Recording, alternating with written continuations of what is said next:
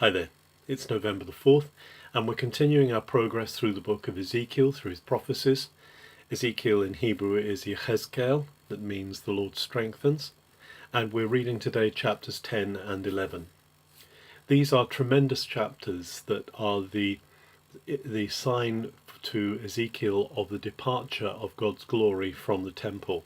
Because the temple has been abused and filled with gelulim, with these dung heap idols that are so offensive to God, God's glory is now going to lift from the temple.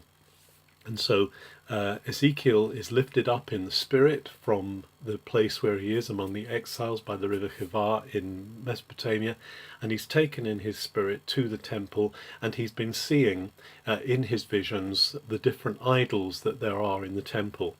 But now he sees the great glory of God, and it's an amazing depiction that he sets forth, full of wheels with eyes and colours, and the glory of God above it. And then the glory is above the cherubim, these great creatures, these great angels, angelic beings that have the faces of man and lion and bull and eagle. And this whole thing is tremendously pictorial to convey the amazing power of the glory. And Ezekiel is invited to come and pick up coals from under this great appearance and to scatter them over the city as a sign of Jerusalem's judgment that is coming.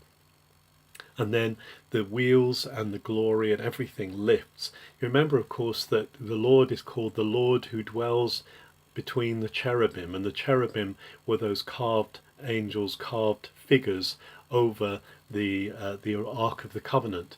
In the temple, the cherubim had actually been established. They'd been carved on the walls, but actually also been established as large figures, which Solomon put in.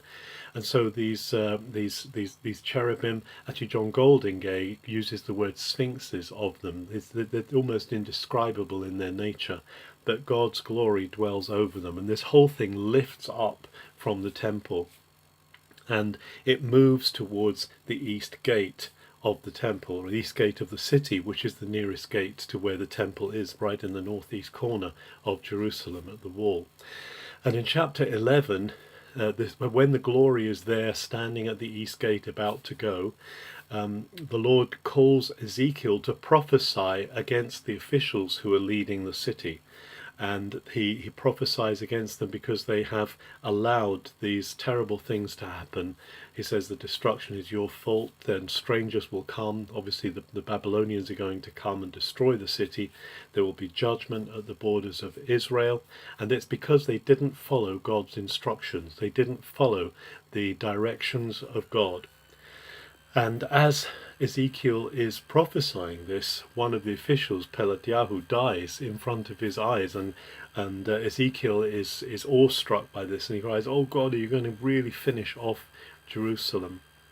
And the Lord says, yes, because these people, rather than seeing the land as belonging to me, they've seen the land as belonging to them. They said, let's ignore the Lord, let's treat this land as if it belongs to me. And therefore the Lord is going to take the land back, he's going to give it to others, and the people who have tried to do that, they will be scattered and they will be taken out of the land to other places.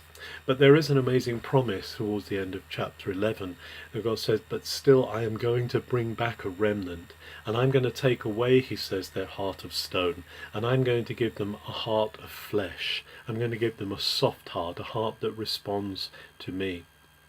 And so as this is said, the glory lifts from over the east gate of Jerusalem and goes to the east and sits over the hill, over the mountain which is to the east of Jerusalem, which is actually the Mount of Olives, and it's the mountain where Jesus looked down from over the city, longing to take in the city, longing to bring it under his wing. And Ezekiel himself is then carried by the Spirit back to the exiles at the river Chebar and tells them all the amazing, glorious things and shocking things that he's seen coming to pass in Jerusalem. The glory of the Lord is something that we are privileged to carry, we are privileged to have upon our shoulders. It's awesome, and yet because of Jesus, because of his entering into the glory of God himself, into the very presence of the Father, we are enabled to come into that glorious place. We are enabled to minister where angels are ministering. We are enabled to come before the very face of God. But as we read these words in Ezekiel, we can be aware of the awe, the fear of God, the awe of God that this calls out of us, because of the amazing power that is in him as we see him doing these things in the olden days and the olden times, as he does still today. Let's continue to worship this one true God. Have a very good November the 4th.